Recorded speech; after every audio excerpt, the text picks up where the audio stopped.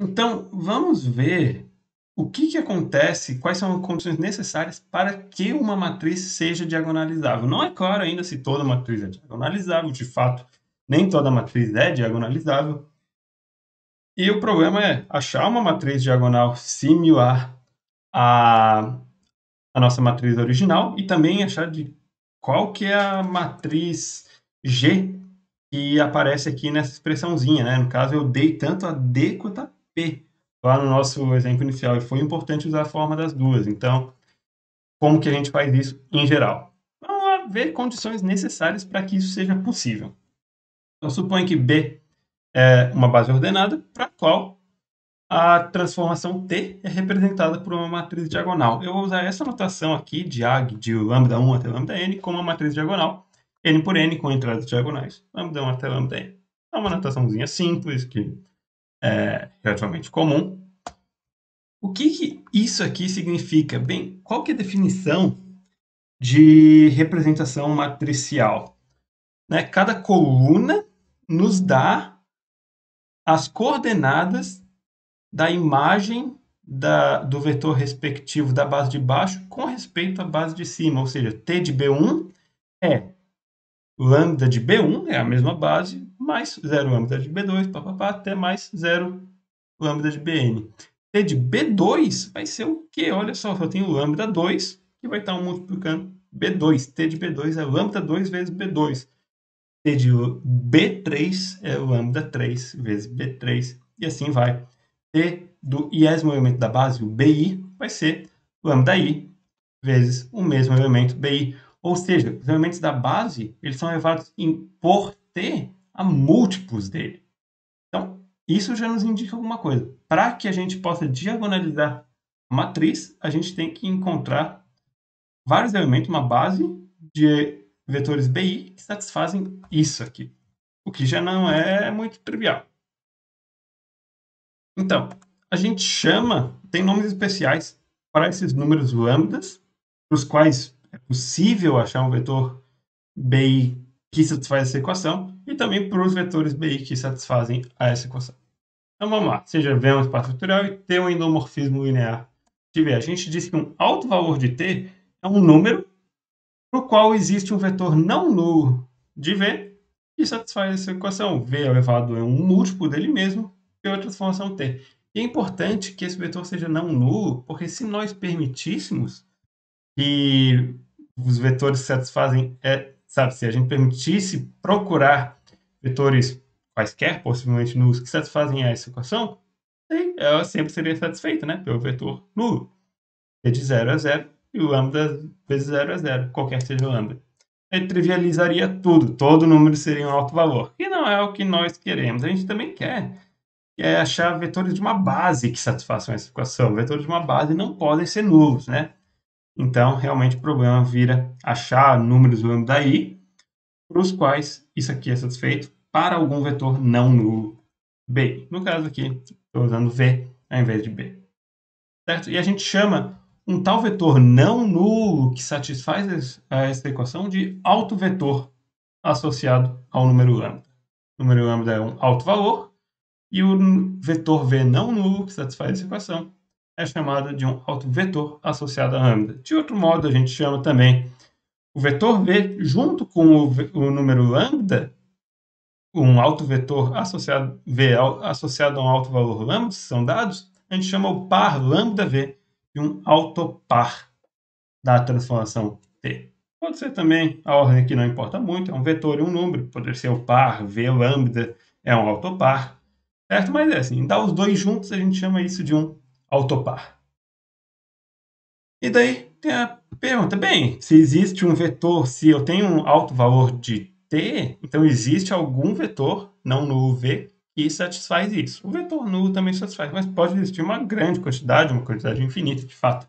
Vai existir uma quantidade infinita de vetores V que satisfazem a essa equação, quando o lambda é um alto valor de T. Ao invés de considerar um único alto vetor, a gente considera todos ao mesmo tempo.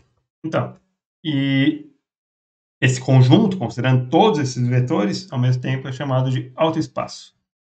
Se o lambda é um alto valor de T, o conjunto de todos os autovetores associados a lambda, junto com o vetor nulo, é chamado de autoespaço de lambda. São os vetores que satisfazem a essa equação. E a gente põe trivial porque está meio que botando só um a mais. Por que não? Né? E, de novo, é não trivial o problema de determinar se um número é alto valor ou não.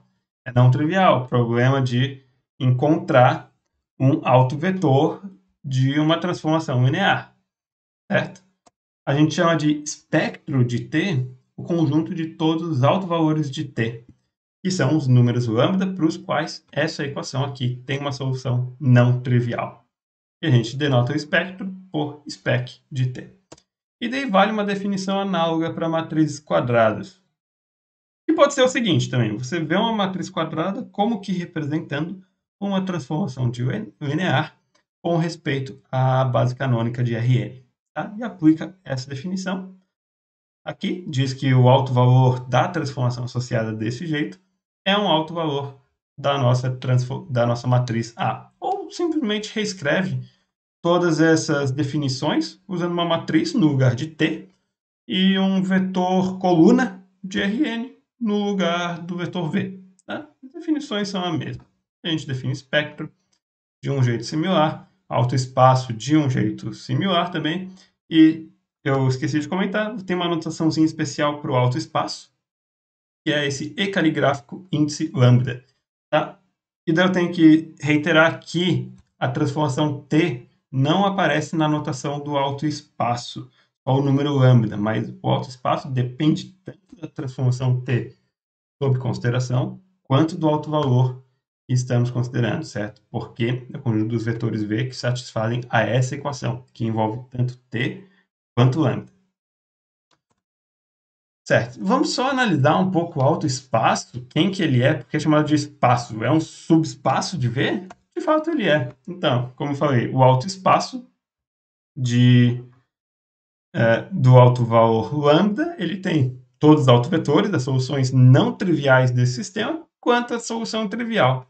Tem todas as soluções dessa equaçãozinha aqui, não é um sistema. É um sistema com uma equação, caso queira, dessa equação. Mas dá de reordenar os termos dessa equação e ver que isso aqui é equivalente a isso, né? O autoespaço associado a um alto valor lambda é o conjunto de soluções dessa equação, ou seja, o espaço nulo kernel dessa transformação linear.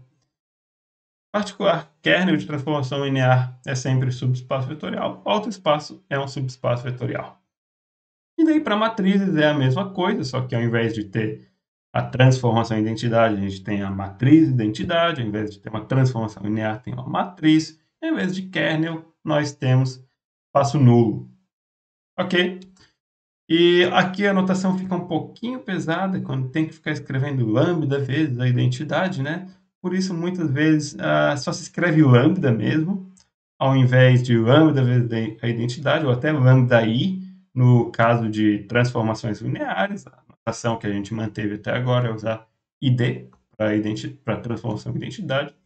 Poderia usar i também para transformação em identidade, mas aí tem a confusão com matriz identidade, tá? A gente vai continuar usando essa equação aqui. E às vezes também as pessoas preferem usar t menos lambda vezes a identidade.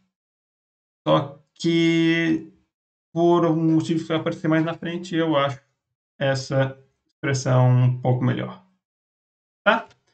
E se usar lambda, aí depende do programa, por exemplo, MATLAB Octave, se usar lambda e não escrever vezes a matriz identidade quando estiver programando, pode dar uns problemas, tá? Porque às vezes é considerado que lambda é a matriz que tem todas as entradas iguais a lambda, mas para a gente não, é a matriz diagonal com entradas diagonais iguais a lambda, certo? Então, para não ter confusão, eu vou continuar escrevendo desse jeito, certo? Então, o problema de diagonalizar uma transformação linear ou diagonalizar uma matriz se resume, no fim, a encontrar autovalores e autovetores de uma matriz, a encontrar uma base de autovetores da matriz. Em particular, a gente tem que encontrar os autovalores associados. Isso é o que a gente vai fazer aqui em diante.